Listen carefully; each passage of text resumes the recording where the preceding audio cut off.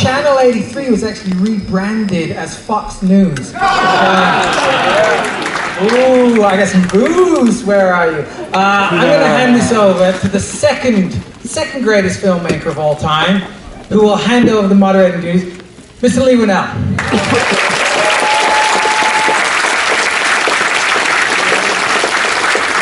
All right, I'm going to sit here. It's a lot more fun to be out there than here, which is where I usually am. Okay. The next four people that I'm about to introduce are all icons in their own right and could easily take up an hour Q&A just on their own.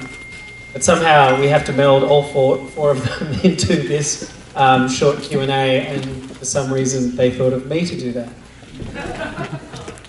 Travis wasn't available? No? Just me? Okay, great. Thanks. Okay, so without further ado, let's get them out here. First up is the man himself behind the film you just watched and the film you're going to watch next, David Cronenberg.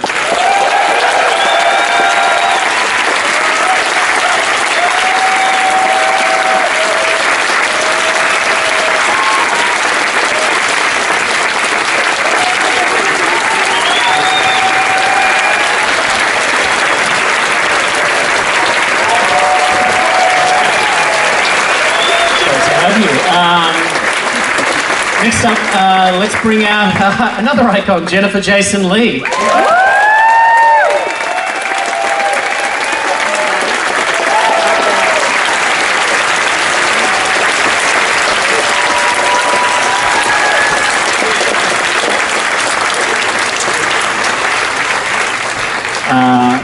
I just want to step away and let these guys have a conversation. That would be way more interesting. Next up is another icon, Deborah Harry.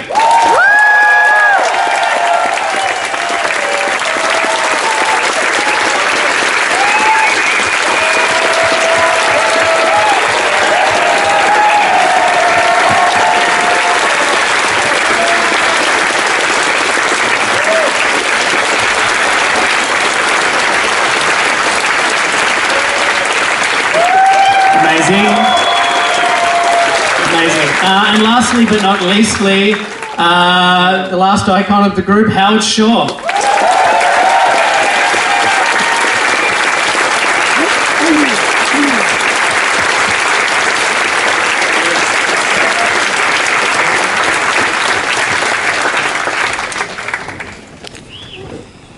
I got my little home. All right. Can I just start by saying... Should we just leave it and quit while we're ahead? Yeah, that was pretty good. I don't think it's going to get much better than that. Deborah Harry flew in just for this. So it's such a privilege to have her here tonight, especially after watching a masterpiece like Videodrome. So I just want to start by saying that these two films, Videodrome and Existenz, which is up next, are such great companion pieces, almost 20 years apart. And because they deal with this theme of tech melding with flesh, that is one of the things that makes you such a unique filmmaker. And it's one thing to be a tech head, to be obsessed with tech, but this merging and pushing it into flesh. Where does that come from you? Did something happen in your childhood? What happened? What happened? No, it happened in my senility because, for example, I have these Bluetooth hearing aids. They're pushed right into my ear, they're right in my head, and I think they are being controlled by certain satellites, So I was just anticipating what was going to happen to me, and it's happening to a lot of people. It was really just, it was the zeitgeist, It's not a Freudian thing. It has nothing to do with my child. I was always a gadget freak. My father was a big gadget fan, the anticipation of the fusion of body and tech, to me, it was just obvious, actually, even when I was a kid. So you felt a point was going to come where technology would just be part of our bodies. Yeah, because all technology is an extension of the human body. Even when you're talking about knives and clubs and guns and things like that, they're all and telephones and things. They're all extensions of things that our bodies do.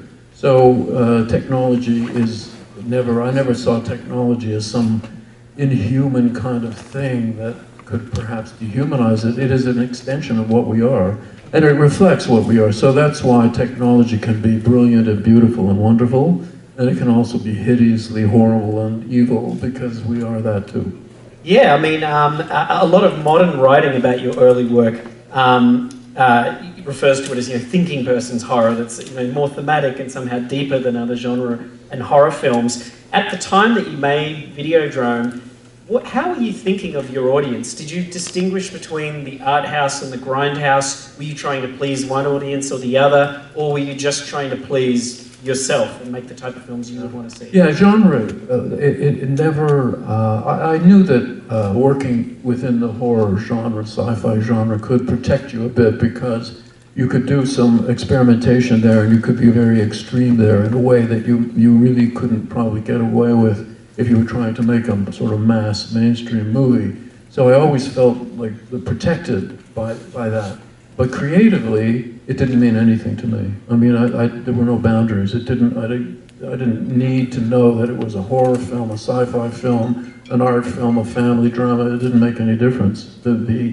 What I was writing was just itself, And I really thought that genre became a marketing question. If you think of yourself as a studio, a distributor, how do I market this film? Well, if I can say it's a horror film, then I have a very specific kind of incisive way to release the film. And if it's a sci-fi film, it's slightly different, and so on and so on. But for me, creatively, the genre didn't make any difference at all. Well, I mean, at the time that Videodrome was made, Deborah, you had broken so much ground with your music, but it seems like you had been pretty choosy about things that you wanted to act in or appear in. What attracted you to David's work? Were you aware that he was doing something just as subversive as your music in cinema? Oh, Jennifer, Deborah might have to borrow your mic. Sorry about that. Thank you. No, I had seen some of David's earlier films, and I thought they were intriguing, and I was very excited that he thought of me. So that was it. It was an easy choice. And did you, because obviously you're dealing with this film that has these outlandish ideas and things that are, did you have to put your trust in David, like, okay, did you totally get it, or were there parts of it where you're like, I'm just going to trust in David that he sees the full picture and give myself over to him? Oh yes, it was definitely a matter of trust and belief, and we didn't have a name for what virtual is considered now, virtual reality. We didn't have that title then, so it was very we never knew whether what Nikki was exactly, whether she was Yeah, that question, it's there in the movie, like at a certain point you're thinking, is she real, is she not? What figment of it does have those things. And we remember, there were a few endings to the movie as well that I was considering. It wasn't engraved in stone, and the producers were, they had no control, of me, so.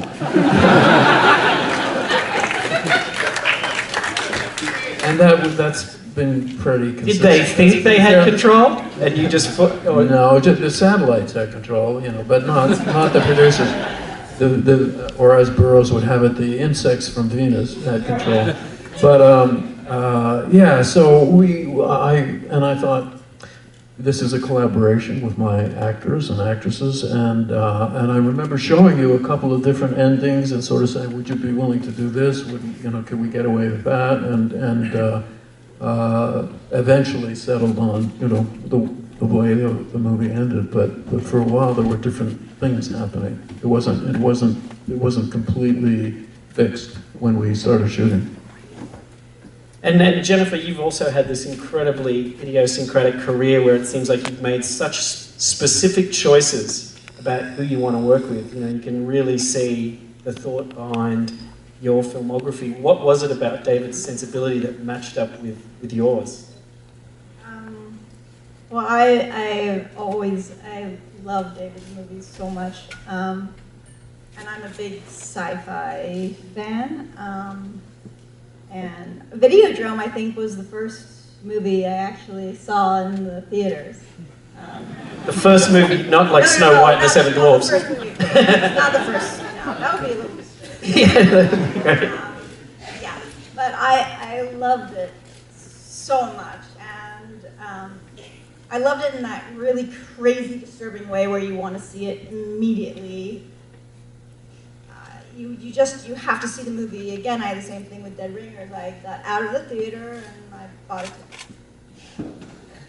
Just nobody makes movies like David does. Nobody has that kind of imagination that just takes you somewhere you had no intention of ever going. And yet you're so happy to have had the experience, and it's very,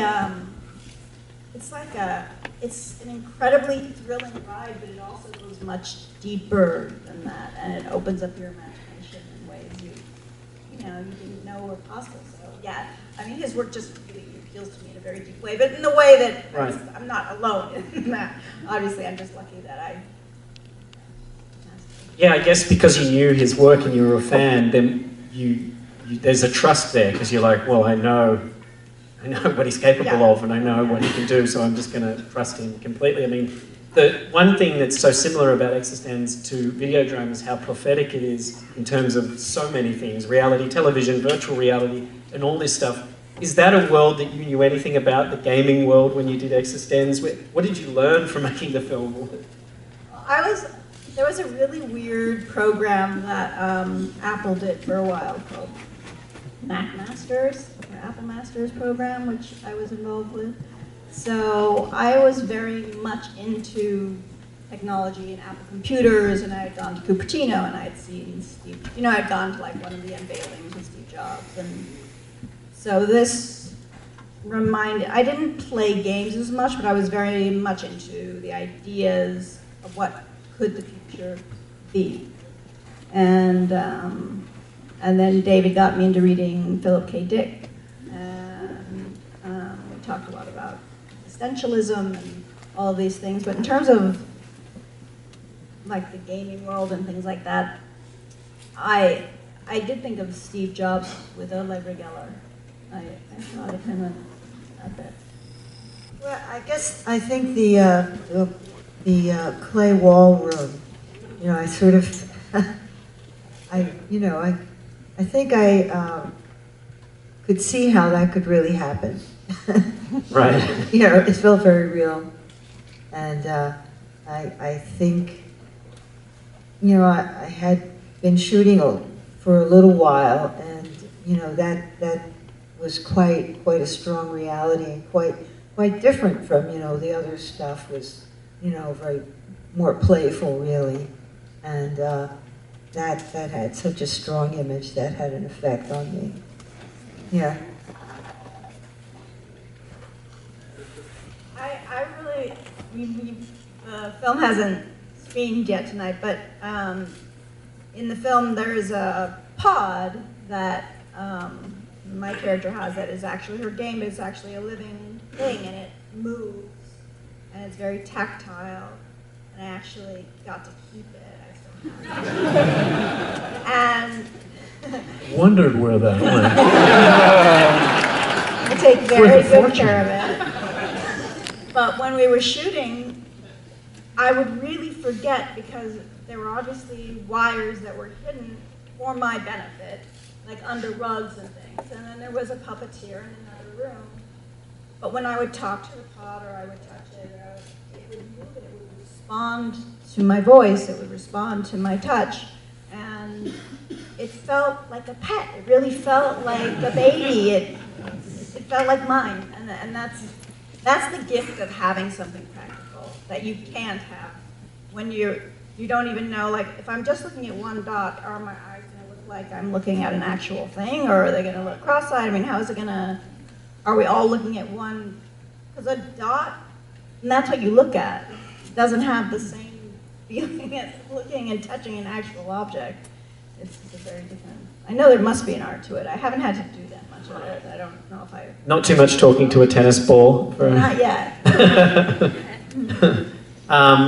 And Howard, I wanted to ask, because you've worked for so long with David, and obviously each film, music is its own language, but because you start from the words and David explores, he has these themes and these ideas that are so him. Is there a certain musical language that is very David to you? Like some Cronenberg things where you're like, I'm doing another film for... Not really. I think they're very different, those scores. I've worked on 15 films with David, and I think that the 15 are all really quite different. The approach was, it's kind of what I loved about working with David, because it allowed that kind of diversity. And I think other films that I wrote always seemed like they came off of those 15. That was kind of the backbone of all my work. And then things that, like Silence of the Lambs or Seven, they always came out of David's films. Except they won Oscars.